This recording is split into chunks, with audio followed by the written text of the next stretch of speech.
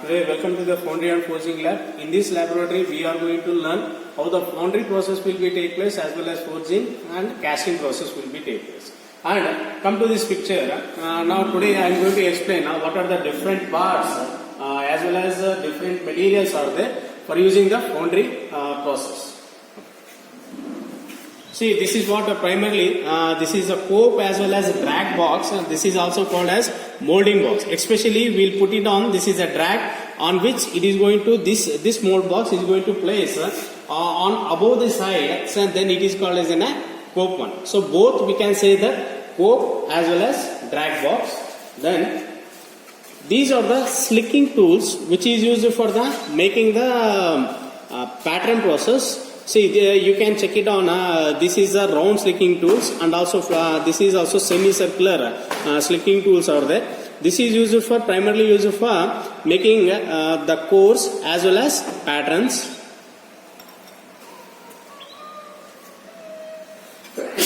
This is a flat one. You can check it on the flat one.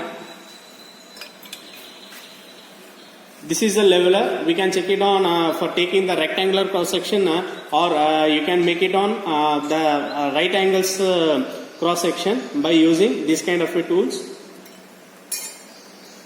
These are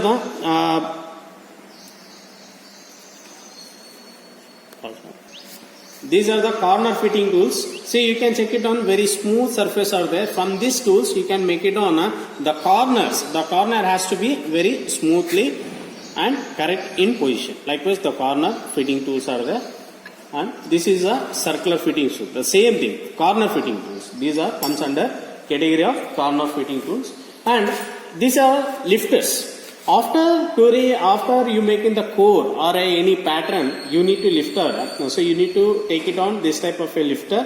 Then you have to put it in the drag, and then it has to be taken outside of the molding box.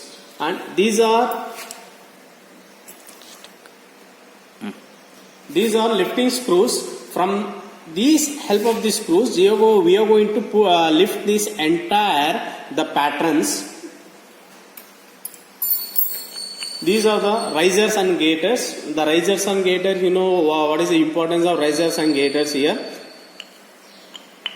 These are the air vent tool. By putting this tool, just we are going to dig it on the air vent. These are the rammers. Rammers have different parts. This is a wedge shape rammer. This is a round shape rammer. Trowels, flat trowels, and triangular trowels. And come to this, these are the patterns. Patterns of different types. See, whenever you go to the pattern we are having a different types as well as shape as well as size. Come to this category, these are the split piece pattern. As name indicates, the split means there we are going to cut on the off the part. Then this is called in the split piece pattern. Likewise, you are going to fit it. Likewise, from making this kind of a pattern has to be taken out from the mold box. Then this is a single piece pattern. You can observe that this is previously we have splitted the entire casting product or pattern, we can say that. See, this is a only single piece. This is made up of only single piece. This is also split piece pattern, but this is a core one. Okay, core box. We can say that this is also core box, but it is having a hexagonal shape. This is a sand leveler. Sand leveler. What is the use of sand leveler means? By putting a leveling of the sand in mold box, this is placed a vital role. This is a working bench. We can say that the working bench.